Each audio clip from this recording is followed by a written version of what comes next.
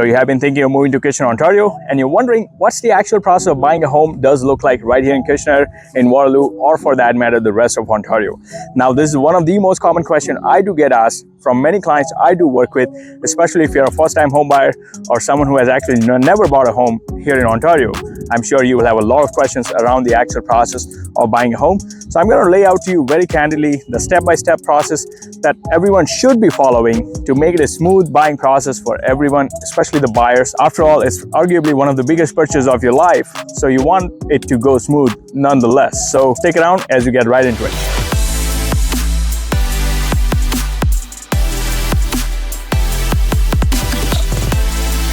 Hey everybody, if this is your first time to this channel and you want to know everything there is to know about living, eating, playing, sleeping, working in Cambridge, Kitchener and Waterloo, then subscribe below and tap on that bell for notification so you can be the first to learn about the current market in Cambridge, Kitchener, Waterloo and surrounding towns. My name is Dixit. I'm a local real estate agent serving Cambridge, Kitchener, Waterloo and surrounding areas. I do get calls, texts, emails from people just like you and you're new looking for help in making their move to Cambridge, Kitchener, Waterloo and surrounding areas, and I absolutely love it. So whether you're thinking of moving in 9 days or 90 days, be sure to give me a call, shoot me a text, send me an email, or you can schedule a Zoom call. All the information you'll find right in the description below. I'll be more than happy to help you make a smooth move to Cambridge, Kitchener, Waterloo and surrounding towns. Right, so today I'm out and about in my own neighborhood. I live in a Highland West neighborhood of Kitchener, and I thought this might be a better idea to give you guys a tour of this neighborhood, show you some green manicured lawns, on this beautiful summer day. It's not as pleasant as it should be on a given ideal summer day. It's close to 30 degrees, which can at times get pretty hot. That's why you see me the way you do right now in my whites, the thinnest layer possible to keep myself as cool as possible. But hey, no complaints whatsoever.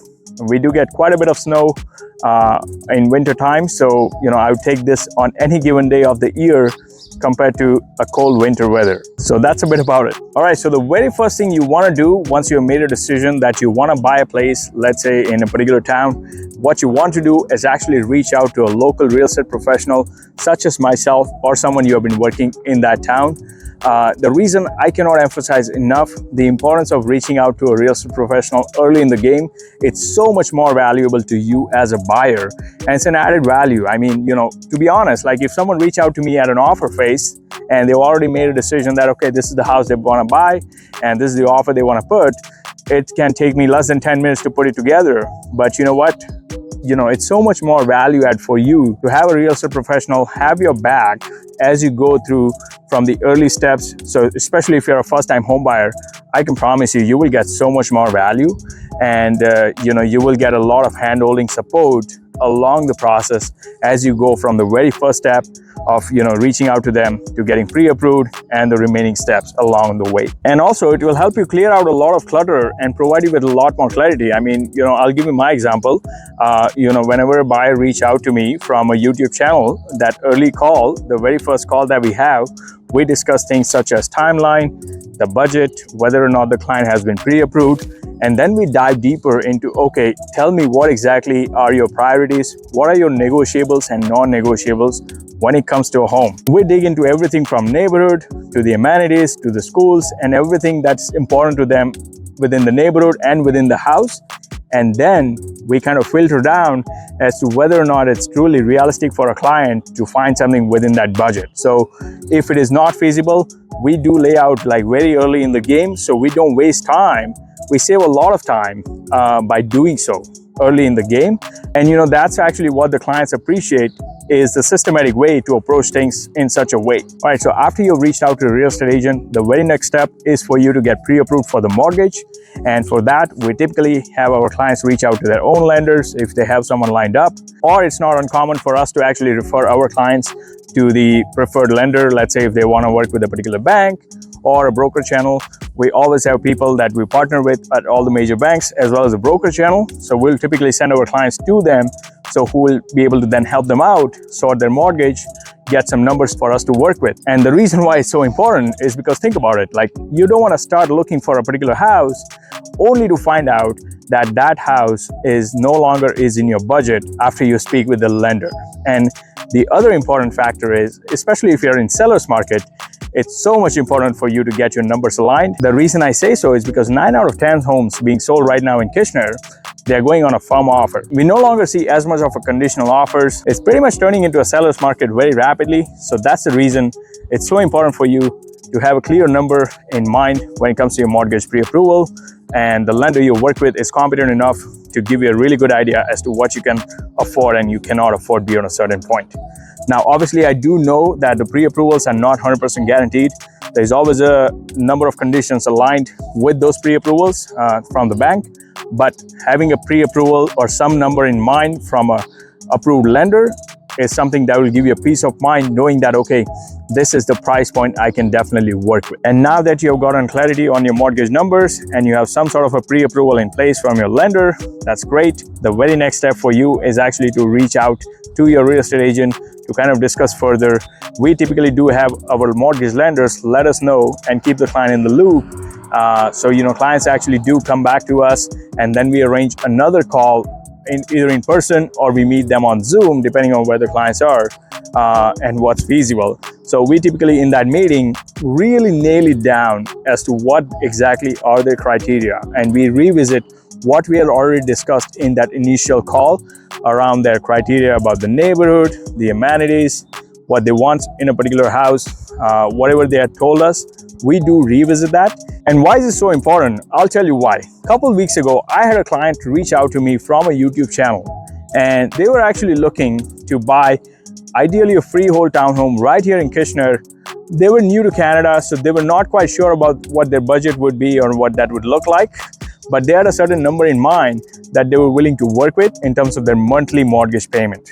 Now, fast forward 2 weeks down, the mortgage lender pre-approved them for around $500,000. Now, when we revisited some of those criteria that we had discussed with the client in the early phase, we had to put it out to the client that, okay, Mr. Client, you can no longer, afford to buy a freehold townhome within this budget, because it's so important for a real estate agent to have those candid conversations with their clients, especially they are not the ones who know what a particular price point can get them. They will have some idea, but if you know the market that you're in, and if you know the numbers as to what the particular number can buy you right here in your local town, I mean, that's where you get so much value working with a real estate professional early in the game, because you can filter out anything and everything that's going to be way out of your league, way out of your budget.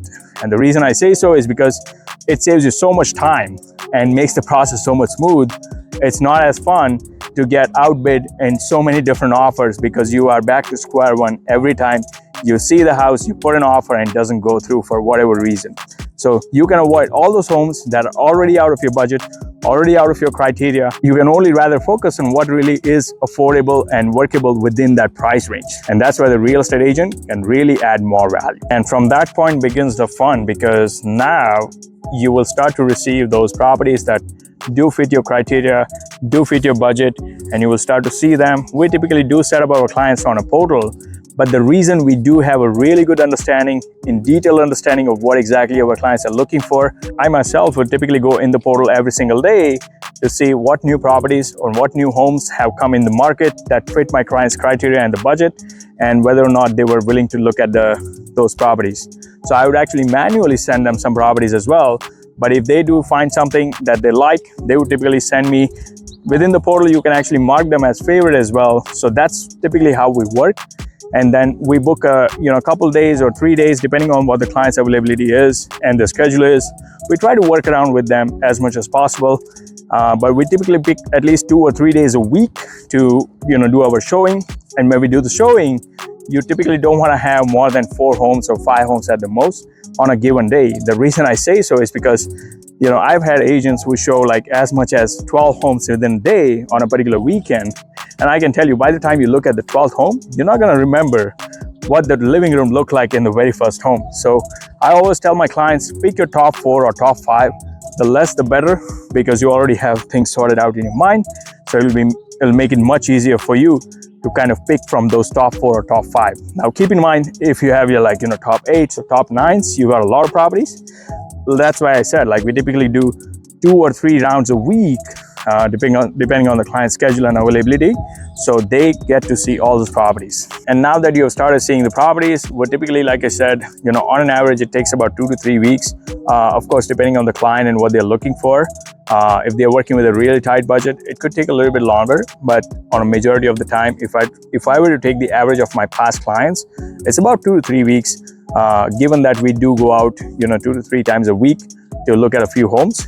Fast forward 2 weeks, now you've picked a house that you really like and fits, check all or majority of your boxes. Then we go into an offer phase. Keep in mind, majority of the homes right now in the May of 2023, as I record this video in Kitchener, majority of the home, even the rundown homes, are holding an offer, which means you can't just go and always proceed with an offer. Some houses will accept what's called a preemptive offer, which means if you like it, you can bring an offer before the offer day, or in majority of the cases, they're holding an offer, which means that you cannot actually put an offer. You gotta wait until the day on which the seller is going to look at all the offers together. And this is obviously to attract the maximum number of offers and to get the price and the terms of the offer in favor of the seller. That's the idea behind holding those offers. Now, when we get into the offer phase, obviously depending on what the outcome of the offer is, but typically, if we have things sorted out and if we have our numbers right, majority of the time, after 2 or 3 offers, you should be able to get an accepted offer that does fit within your budget, your price point on the house that you really like. So after the accepted offer, the very next thing you want to do is actually a couple things. You want to get the deposit done. So typically, whenever you put an offer, whether it's a conditional offer or not, nonetheless, if your offer has been accepted, you typically put like a deposit amount in the offer. Typically, it's around 4 to 5% of the purchase price here in Kitchener. So let's say if you assuming that you bought a house that's worth 500,000 and your offer has been accepted, you're supposed to put whatever that offer amount that deposit amount we have put in the offer. Let's say 20,000. You are required to put that deposit and provide it to the seller brokerage.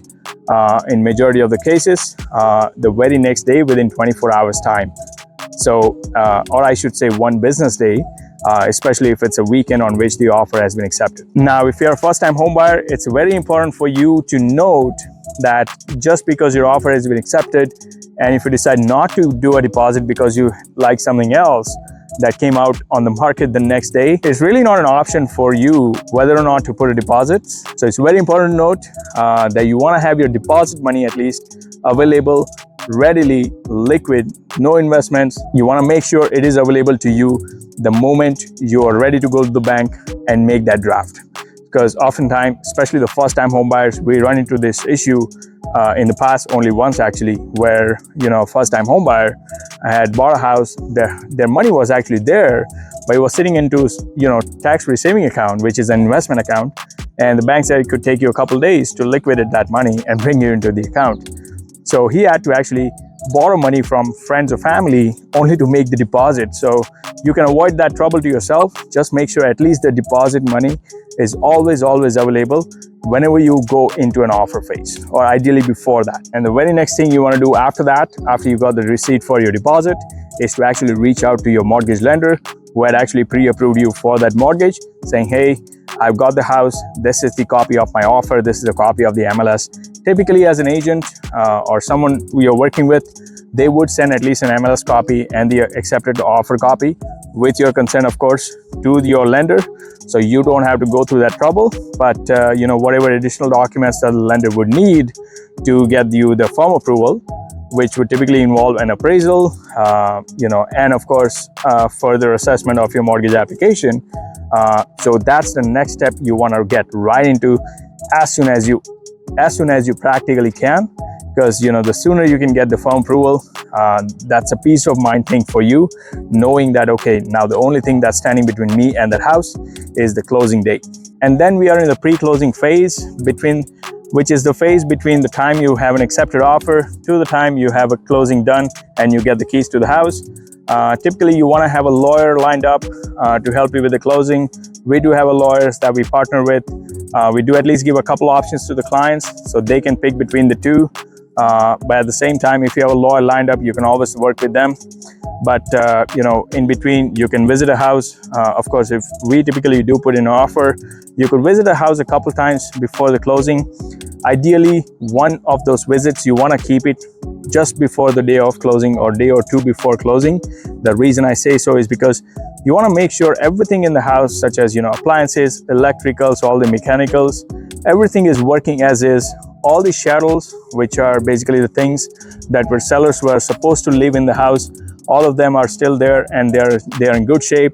Seller more than likely might have moved out, and you want to make sure that the paint, the flooring, the ceiling, all those things have not been damaged during their move. So that's last visit is your opportunity to look at the house, go visit, inspect the house, make sure everything is still intact as it should be. And if there is any issues, you can always, that's your opportunity to bring any issues forward to your real estate agent and to your lawyer to see, hey, you know what, they have damaged the paint or the flooring during their move, and I'm not happy with what I've seen. And they can further address it if there is an issue like that. So that's why it's so important you don't actually end up wasting those 2 visits. There is a reason why we keep them. One of them is ideally for you to go well before the closing, take your measurements for living room. You can really, and dining and kitchen and different areas of the house. You can really plan things out, buy some furniture if you need to. So you can really start planning things before you move. That's the idea of that first visit. But like I said, the second visit, you want to leave it for the day or two before the closing, because I can tell you it will be worth it. And then comes the day you have been waiting for, which is your closing day. And that's the day on which typically the buyer lawyer, so your lawyer, will transfer the funds to the seller lawyer, who will then release the title on the property, and you get the title transferred, you get the keys to the house, and you're ready to move in. Keep in mind, in terms of moving, ideally you want to wait until the next day at least. The reason I say so is because this will ensure that you have a smooth moving. I've seen it more often than not on the day of closing. Sometimes due to the delay on the lawyer's part, it could take as late as later in the evening, like 4 or 5 o'clock.